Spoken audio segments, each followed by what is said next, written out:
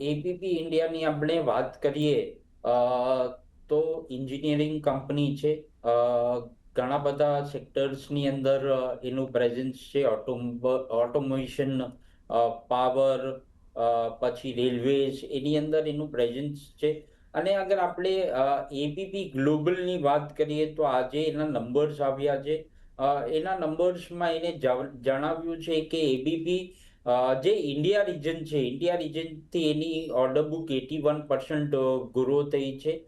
જે listed companies છે અને અનલિસ્ટેડ કંપનીઝમાં બી પ્રેઝન્સ છે.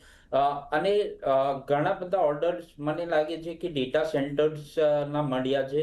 અને આપણે ખબર છે કે ડેટા સેન્ટર્સ ની ડિમાન્ડ ઇન્ડિયાની અંદર ઘણી સારી રહેવાની છે આગળ જતા.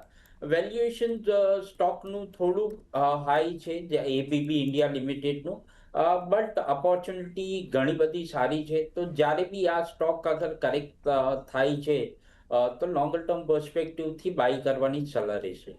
યસ, તો જ્યારે કરેક્શન થાય છે ત્યારે મે બી તમે લોંગર ટર્મ ઝોન માટે જો તમારે ખરીદી કરવી હોય તો તમે અહીંયા ખરીદી કરી શકો છો એબીબી ઇન્ડિયાના કાઉન્ટરમાં. જીગરભાઈ, કયા લેવલથી અહીંયા ખરીદી કરીશું એબીબી ઇન્ડિયામાં?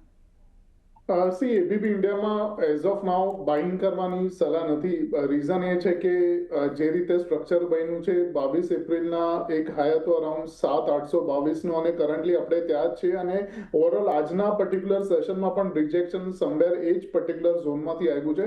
તો જ્યાં સુધી 7,900 ઉપર ક્લોઝિંગ નથી આવતી વીકલી બેસિસ ઉપર, ત્યાં સુધી આપણે ફ્રેશ બાય નહીં કરીએ. અને ઓવરઓલ કોઈના ઓલરેડી બાય છે તો પ્રોફિટ બુકિંગ કરવાની સલાહ રહેશે. તો